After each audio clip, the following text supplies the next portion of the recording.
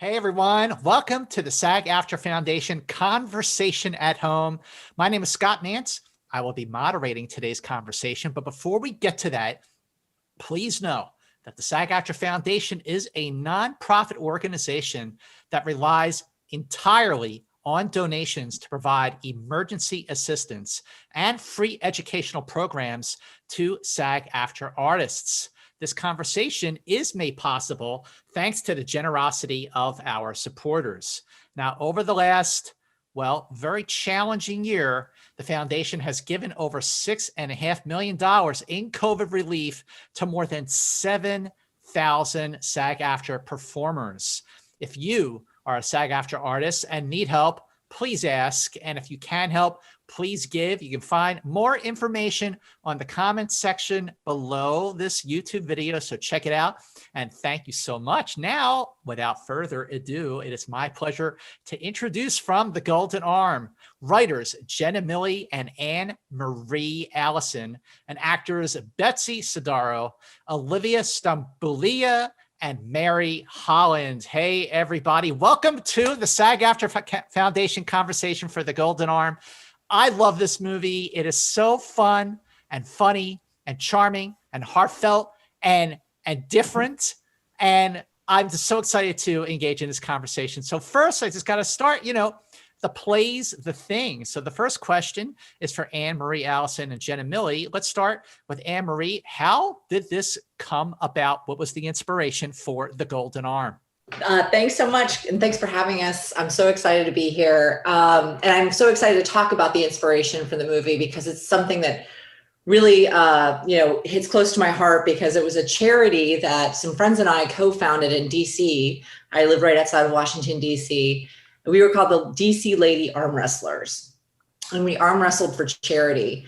And, this was a crazy idea that just like a bunch of kind of bored housewives came together and decided, how can we give back to the community? And we invented this, crazy, wild, way to kind of bring people together and have these fun events, these bouts in Washington, DC, where ladies would come out to arm wrestle. And we had this whole system called D-Claw Bucks where you could actually bet on your favorite wrestlers. My persona was Scarlett O'Scara, and my tagline was, "There is no Tamara." And we got up there and just arm wrestled, and you could bet on your favorite arm wrestler, and all the money went to various charities, very focused on women and children, and specifically our female veterans, which was really great. Mm-hmm. But the thing that struck me about this whole event was the transformation of the ladies that would come out, because, we had a whole different, backgrounds of women that would come out, moms, teachers, lobbyists, lawyers, kind of, come to our rehearsal dressed, right after work. And we kind of walk them through all the, things to expect and how to wrestle and be safe and everything, because we were actually a very competitive wrestling league. And then the night of the bout would happen, and these ladies would show up completely transformed, hair did, nails on, boobs out, or in some cases, like scary, we had one character called Ragin' Reagan who had like puke all over her shirt, and her husband was a priest and he was tossing out holy water. And I was just like, this is wild just to watch these women and just completely throw down. Jenna and I had been writing for a couple years together already.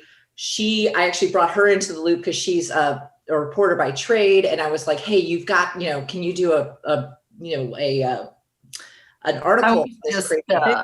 At that time I was working, I had started my writing career as at CNN, and I was trying to transition into screenwriting because it was just so much more fun than the regular news that, as you can imagine, I was interested in comedy. And Anne-Marie was doing this exciting arm wrestling thing. And I was like, please let me cover one of these events. I wrote an article for Huffington Post, and the pictures were just amazing. Like, you can find it online. The ladies were like, rah, and the arm wrestling. And my editor was like, this is the coolest thing I've ever seen. And we had so much feedback from the article that I wrote. I said, Anne-Marie, we should write a movie about this. It just struck me as the journey of the woman the women that we saw would be so interesting to do a movie. And I've always loved sports movies. Like, I'm such a fan of The Natural and Rudy and A League of Their Own. And there aren't many sports movies for women, especially the kind of gritty movie that we have here. So Amory was like, that'd be awesome. Amory's always plays volleyball, and we've always played sports growing up. And we just thought this would be so cool to do. So we wrote this movie. This was almost 10 years ago. And then we started to think it around Hollywood, and got a lot of no's. We got super excited to write something. And then people told us, no one wants to go see a female sports comedy, believe it or not. But then obviously that's wrong. But the question is, how did you get the yes? And how did you find the right director for this movie? We really wanted to use a lot of women in front of and behind the camera. So we really wanted to work with a female director, and we found Maureen, and she was just full of tons of hustle and spunk and grit. And she came and shot the sizzle for us. So Amory and I did some research on how to get a movie started. And I would say also for your listeners and any actors out there that want to write a film for themselves, and I highly encourage any actor who has a story to tell to write that movie for yourself to star in. And by God, if I could act, I would love to write a movie for myself. Since you guys can act, I would say that is the one thing you should be doing right now, is writing your story, because you can also star in it. And we asked Maureen to come and shoot the sizzle for us. And she found Betsy when we shot the first page of our script. And that was it. We were like, Betsy is Danny, this character. It was magical, like lightning in a bottle. And then we went out to find Mary, and Maureen just did all that. She put everything together, and it was really amazing. And then Maureen also found Olivia from, I believe, I don't know, Olivia, if you want to speak to how that happened. I think it was just the casting audition, and boom, all of it just sort of came together. And once we had all these funny ladies, there was no stopping us. Olivia, that's your cue. My cue? Yes, Jenna's right. It was a tape. My managers called me and said, you have a tape for an arm wrestling film. And I went, oh, cool. And they sent it to me, and I have no experience with arm wrestling, but an extensive background in martial arts. So that's why they flipped it to me. So I taped it in my bedroom, and off I went to work, my 3 jobs. And then, and then got the call. So it was pretty amazing. The script was hilarious. The script is hilarious. And I got to say, Betsy, wow. Danny is quite the character. Now, wow. I mean, that's commitment, my friend. I love Danny. She's so adorable, so tough, but she's so adorable. Now, like you were talking at Jenna about like shooting an early reel and getting Betsy involved. Betsy, what was your entry point to this? It was, Maureen hit me up about shooting the sizzle, and I love Maureen so much that I was like, yeah, I'll do whatever you want. I don't care. Like, you don't even need to tell me what it is. I'll show up. I'll pay you money. She's the best. And then she was like, it's like a women's arm wrestling sizzle. And I was like, that sounds so rad. And we shot it like in the morning in a garage, and it was so much fun. And then it was kind of like, okay, who knows? Like, who knows? There's shoot a lot of stuff that you then never see or hear from again. But then it kept like more stuff started happening of like, oh, they want to do like a table read. Would you come in and be Danny? And I was like, yeah, I would love to. And I read the script, and I was like, this is so fun and funny and an awesome world. And then it kept going like, I think we're going to make it. Do you want to be Danny? And I was like, yes, I do. So yeah, it was all just every single step of the way was very fun for me. Like, it was fun and easy and very just kind of like, hey, I'm along for the ride. And I'm so glad we got to make it.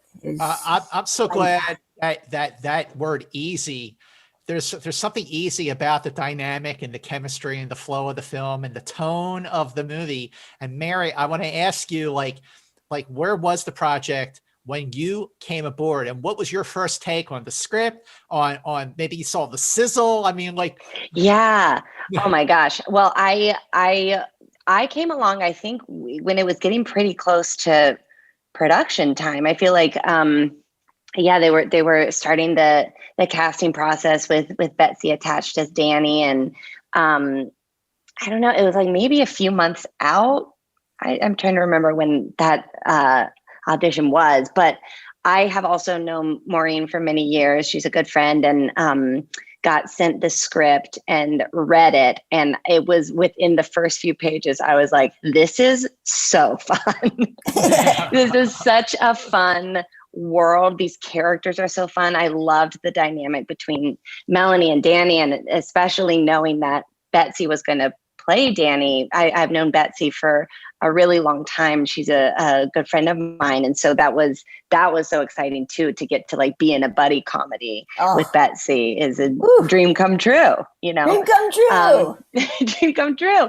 And so I met with Maureen and was like, I love this so much. I would love to audition for it.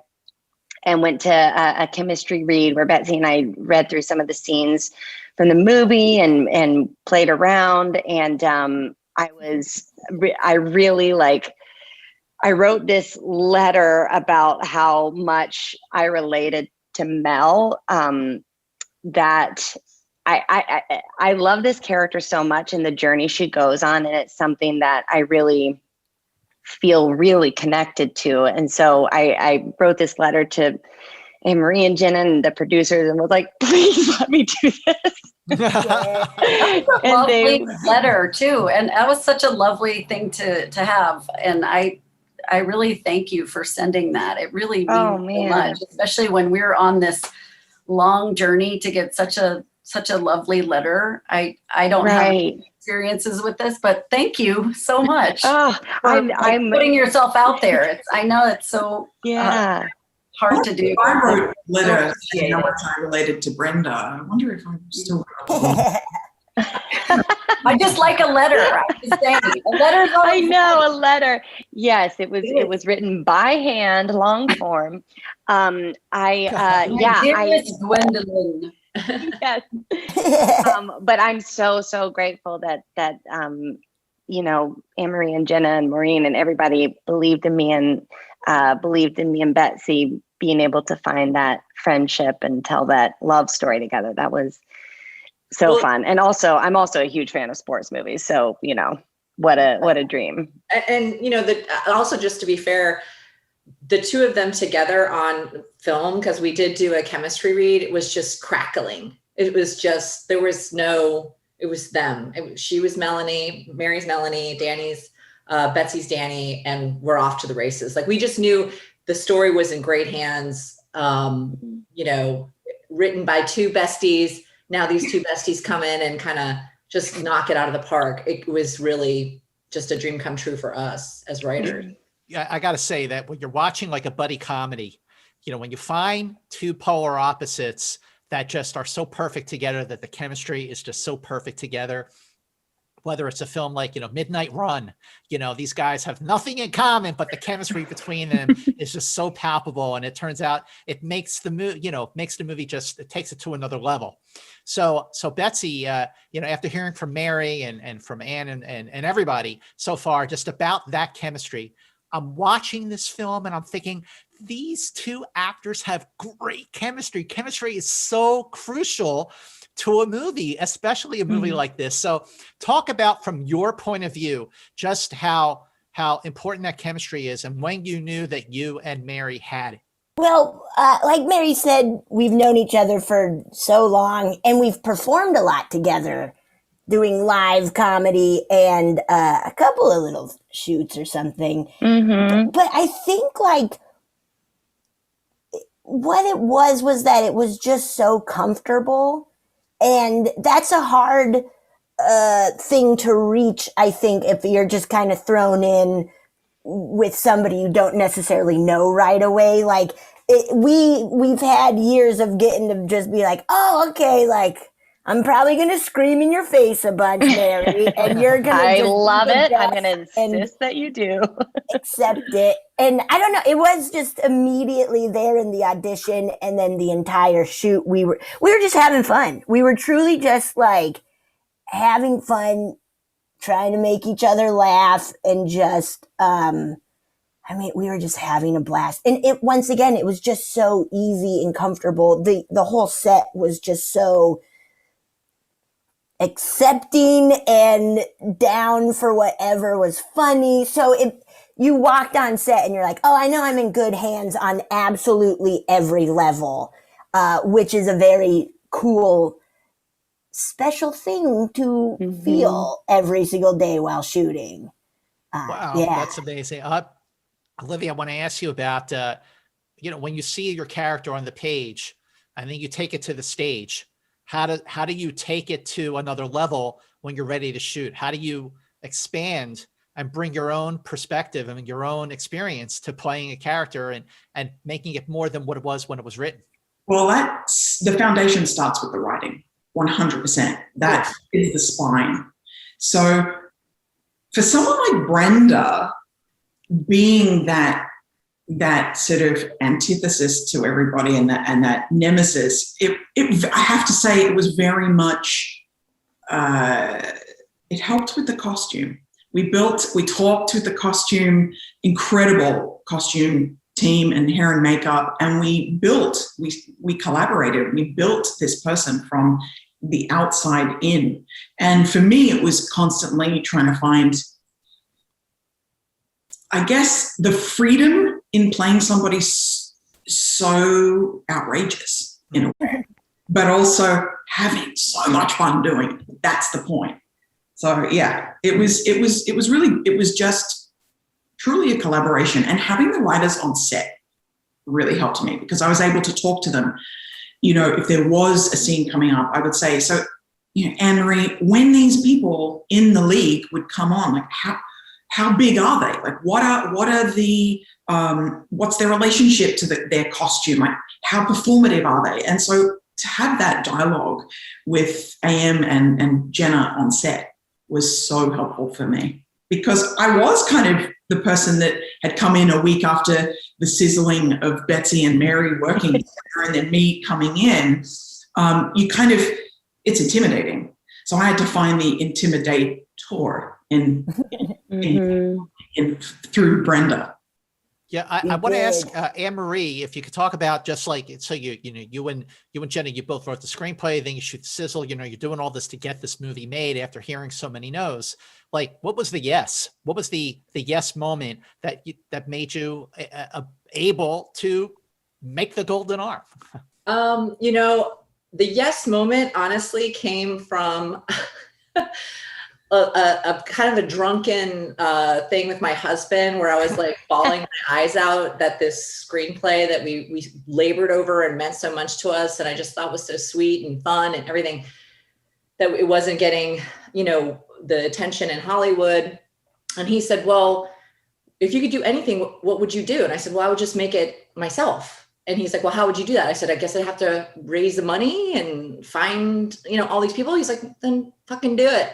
Yeah. And I was like, oh, and then I called Jenna. It was like after New Year's Eve, and I just called her. I said, hey, I had this really intense conversation over martinis with my husband, and he just thinks we should do it. And it was almost like giving her the green light. She was like, oh shit, I know exactly what, boom, boom, boom, boom.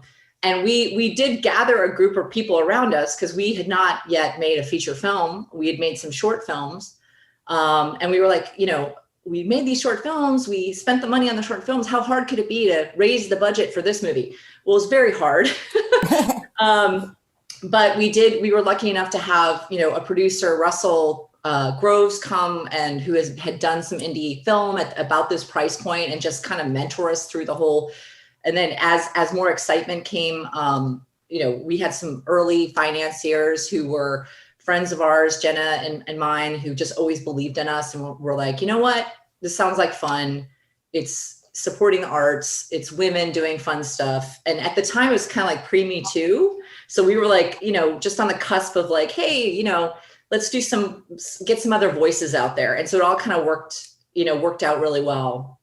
to be able to start moving the boulder up the hill. But it certainly wasn't, an individual effort. It was everyone coming together, finding Maureen, finding Russ, Gita, our producer, who's amazing. I mean, there's just a Jane and Mark Ordensky who came on in a mentoring like EP capacity. And of course our wonderful cast that just brought everything to life and elevated everything we did because they were so damn funny. We also, and Emery, to your credit, Emery just would not take no for an answer. And you just have to politely, like I say, politely harass people short of restraining order.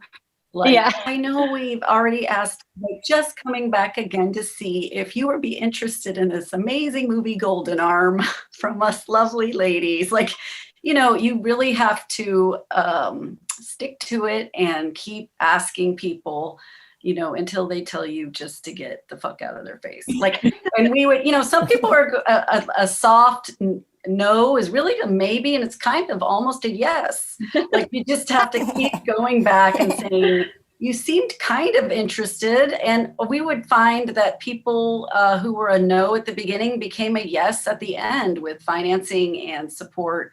Mm-hmm. And, some people just need to warm up to the idea. Just don't let anybody tell you no. And everyone will tell you no, including your family and probably your mother.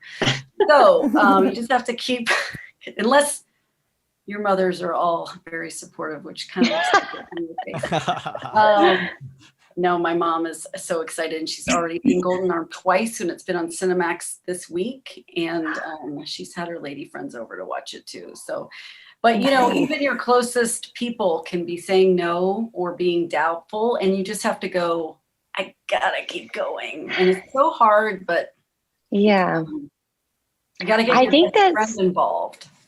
That's such an important message, I think, for anybody in this industry, in wanting to make films, wanting to act in them, write in them, direct them.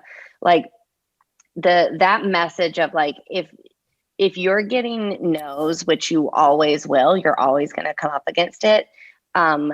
Take that power back and make something for yourself. Like you have so many people, I think, who would love to help you do that and support you in that. And it's such an important thing to do, to like make opportunities for yourself as much as you can. Absolutely. I mean, if there's one thing that I think everybody in this business knows to a certain extent, it's that the best opportunities we get are the ones that we make for ourselves. And this movie is a representation of that because it exists and it's so good. But the point of entry, the points of connection, the prep and the rehearsal, Betsy, talk about like your point of connection for Danny and the preparation you did to play her. Yeah, I mean, as soon as I read the script, I was like, whoa, okay, like, great. I know this character. Like that very like in your face type of human, but is like means so well, and also has these moments of like, well, I did this thing. I didn't think about the consequences, but I did it in order to like help you or to help myself. And I kind of live that way, is I'll do stuff. I won't think about the consequences. And then I'll be like, oh, and most of the time it works out. Most of the time going for it, not thinking about it works out. But sometimes you have to slow down and, say some apologies.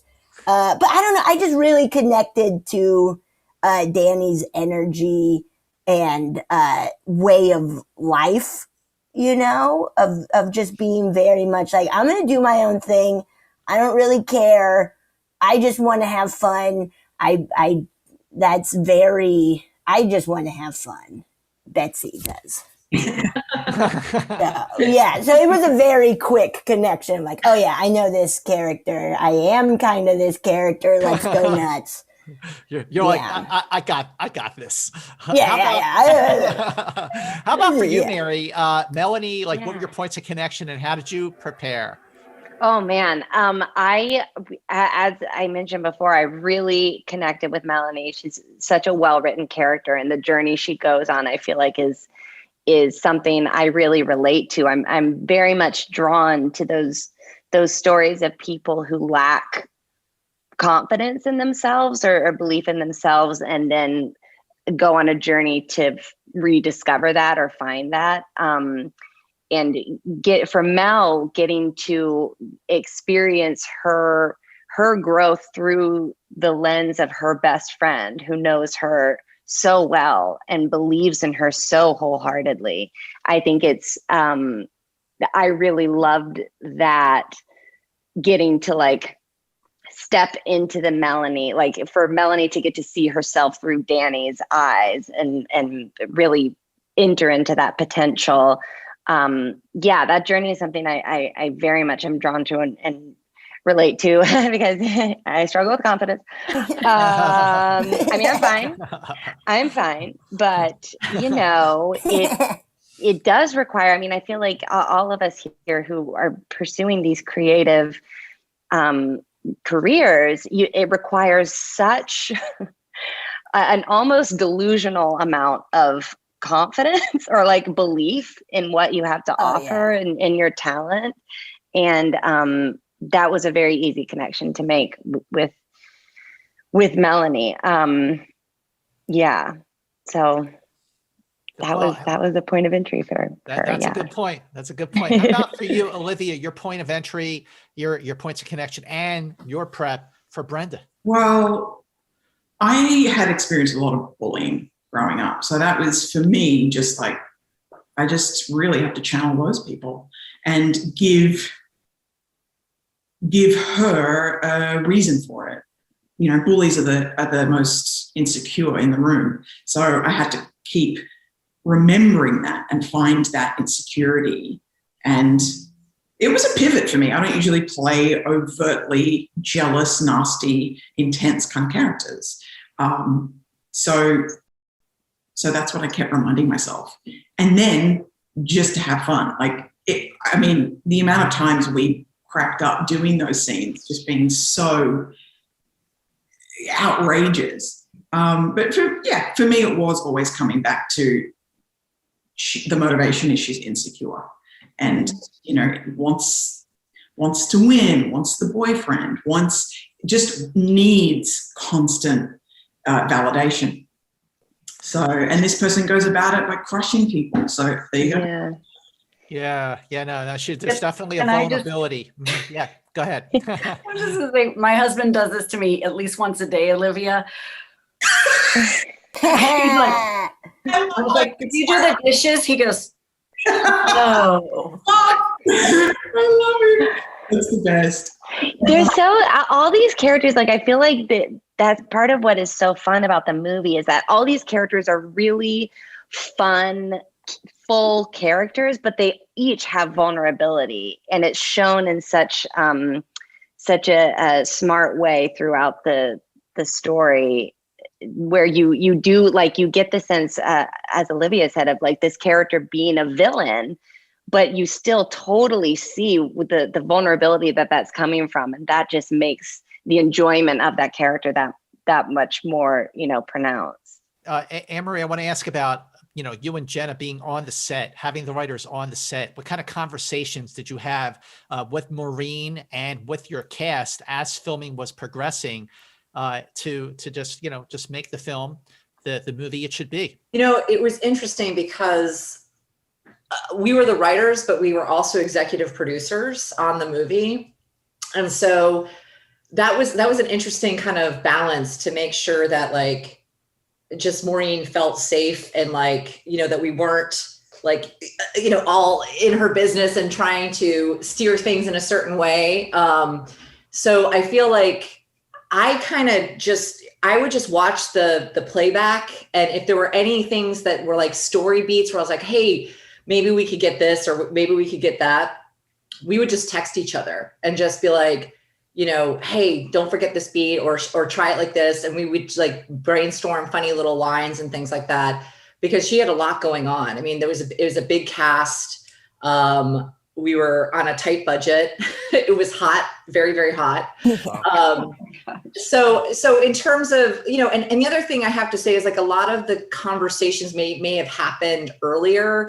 And then as we got into, these wonderful actors, portraying these roles, it was just a matter of being like, wow, like, let them, they're doing a fantastic job. I don't think it was not like there was any course correcting. It's like everybody just sort of got into the vibe of the characters and brought them to life in a way that just made me so joyful. I was just like, even if like there was a lot of improv on the set. So like we might do a scene as it was written, and then the ladies would start doing some fun takes on the lines, and that just made us look good because it was funnier.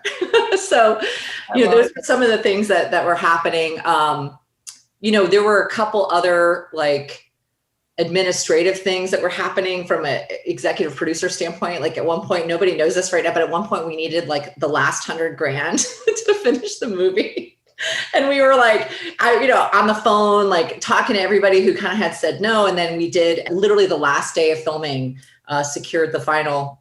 I think I remember that investor coming to visit, right?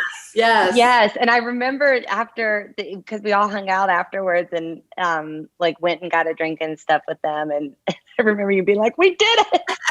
I was like, guys, I didn't want to like stress you out, but we did it. Yeah. Yes, we did it. And he did it. And they did it. It'd be stressful. Yeah. You didn't make that known. I mean, I had left just before the end. I'd wrapped, but any of those stresses never came to set. No. I never ever felt, I had no idea. And it never impinged on any of our playtime. Mm-mm. So kudos to everybody in the way that the set was run. Everybody rocked up, willing, ready, sweaty as anything, and just ready to rumble. And that's that's a rare and incredible gift. That's so sweet, Olivia. I was just eating the M&Ms. I hate it when they have M&Ms there because it's just like my waist started.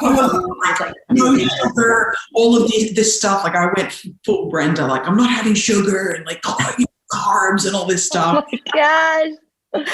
But I had way too much. It was the pastry. I remember from the writing, one of my favorite moments just to talk about the writing is, and this is, we were in the bar scene and there was an outdoor scene that we were supposed to shoot. And I think it was the scene where Danny and Mel were supposed to take off in the truck, but it just started raining. Yeah. Inside. And Maureen was like, we have 3 scenes that need to be outside. And she's like, what do we do? And I was like, that's it, Anne-Marie. We were born for this. We're going to rewrite this right now. What's happening? It was so exciting.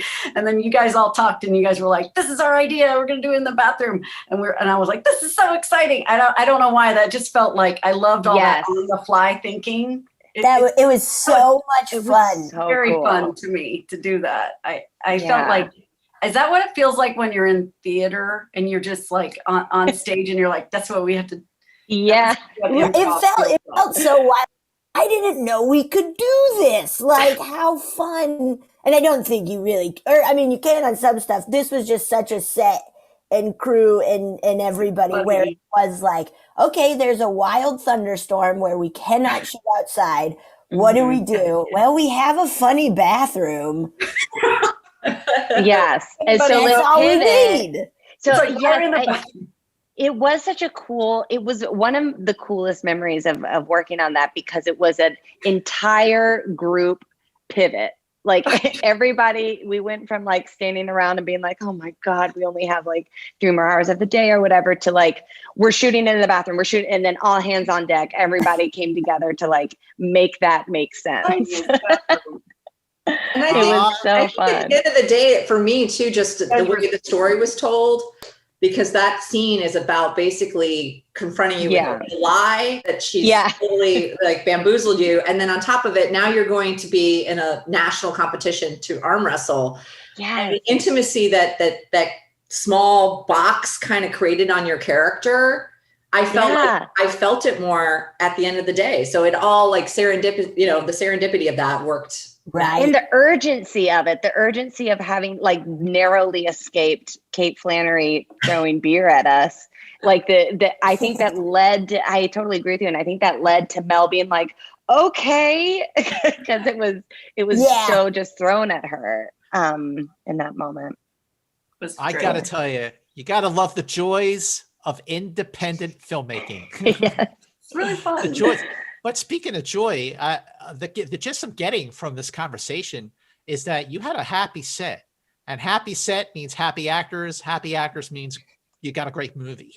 Betsy, talk about that happy set, and also how Maureen was a great actor's director. Well, like, first of all, I feel it's been like, it was just a set that you walked on every single day, and everybody was so excited to be there, even if it was like 105 and like just awful and stinky or whatever. Everybody was so pumped and excited and loved the script, and it felt like everybody just loved everything that was happening. So that made it very easy to just immediately be like, oh yeah, we're having the best summer right now. And then Maureen, she just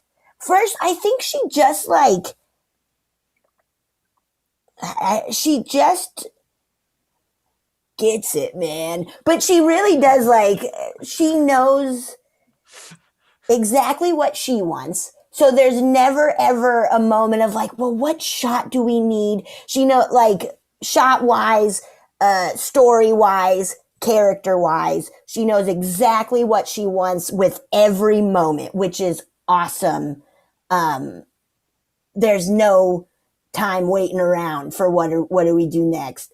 And then she's very much a comedy fan and a funny person. And so she's also like, okay, let's see what else we can find and explore and find some, like, how crazy can we get? And then I'll always pull you back if I need to. And yeah, once again, like, we didn't know anything going on offset. So we were able to just purely have fun. You never felt stress, which is nice. Well, Betsy, I got to ask you, did Maureen ever have to pull you back, or did she just let you go? I feel she had to have pulled me back. I don't know. I said a lot of stuff that got in the movie that I didn't do. Well, she just made sure, especially for Danny, that we had those real moments of grounded friendship, just those real moments between her and Melanie, where it's like, hey, in this scene, we can't turn everything into a joke. Oh, okay. Of course not, And so it was very cool to talk about the scenes before we did them, where it was like, oh, this scene, like, this is a big moment for Melanie. Like, I just listen and react like a normal human being. So she was very good at knowing, exactly what needed to be done when and how and stuff. Also, Betsy, what you're talking about is trust among your actors and being just as giving to your actors. So Mary, from your point of view, talk about that trust. Talk about, the give and take of especially those kinds of performances and those kinds of relationships in movies. Yes. I think that trust is so, so important. Building that, I think, as a director, building that with your cast and your producers, building it with your crew, with everybody, where everyone not only feels like they are, they're inspired by what they're doing, but they also feel like they are empowered, they're valued, and they are being trusted to do what they like, to bring their artistry to the movie. And so I think when, to your point earlier of like, a happy set means happy actors, means a great movie. I think that is such a simple concept, but because there are so many moving parts in a movie and so many stressful aspects of it, I think that that can easily sort of like go out the window when you're like trying to make a day or trying to, you know, wrangle all these components. But when I, as an actor, feel like the director's like, I love what you do. I trust you to have your take on this character, make it your own. And I want to see what you do with that. I rise to that, that kind of belief. Like that makes me feel brave, I think, on a set. And Maureen really instilled that in all of us. And she populated the cast with all these, of course, massively talented actors, but also people who can play and can like feed off each other and go with each other and like really find something together and build something together as an ensemble. Absolutely. Olivia, what is your take on that level of trust? Trust is absolutely the foundation of what we do. What we aim to do is collaborative. Not one department, not one person can do what they do alone. So there's nothing more important than actually turning up to a set and having open hearts, having an absolute foundation of being able to fail gloriously, and you're not going to be judged in a way that is going to be detrimental to the final outcome. And all that, the camera doesn't lie. So if you actually have trust, that's going to come through. And I really, I don't want to work as an artist in untrusting environments, like kind of too old for that. Like it just is unnecessary. And the older I get and the more work I do, I just go, no, don't want to do that anymore. Because it's really hard. It shrinks your level of play. It shrinks your connection to everybody and your experience. And who wants to be working for 3, 4, 5 months on something that is making you miserable? We're here to create art that is there to inspire people.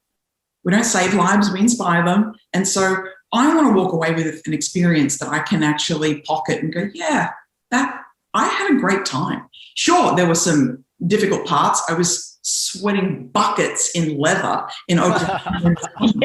You know what? Everyone ran to me with water. People were there. We were able to have a laugh and, you know, talk about stuff. When we were doing all that physical stuff, like all the arm wrestling stuff, there was great communication about, is this okay? Am I hurting you? Are we doing are we doing the jump? That kind of stuff is absolutely imperative. And I think we did that.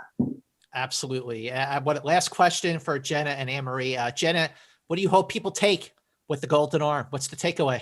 Oh, I hope people laugh, because we just need it now so badly to relax and just have a few laughs. That's what I love about this movie, is it doesn't take itself too seriously, and you can just enjoy it.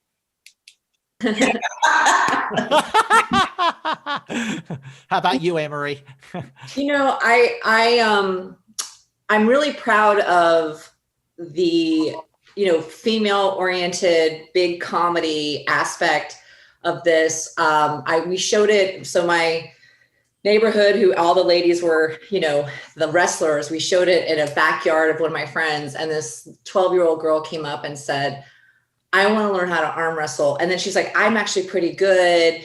And she was just like full of like confidence. And then she's like, and I love Brenda. She is a badass. And I was like, oh, wow. Like, you know, just to have like the younger generation to look up to something and say, you know, I can be crazy, fun, wild, and strong and tender. I can be anything. And I think that was something that really meant a lot to me, to get out there in the world. Well, I got to say, I just love the film, and I think it is definitely the best female ensemble acting troupe since Bridesmaids. So give yourselves thanks, Scott. I mean it. Like, I just felt it was so charming and endearing and irresistible. I mean, and so it's so funny, and you know, the heart is absolutely in the right place. And I'm a fan, and just for everybody watching and listening, please spread the word. And Golden Arm is on demand, and it's obviously playing on Cinemax. So please check it out. And please spread the word. Go on social media and spread the word about Golden Hour. And ladies, thank you so much for a wonderful conversation for the SAG-AFTRA Foundation Conversations at Home series. Thanks so much. Thank you, Thank Scott. you. Appreciate it. Thank you.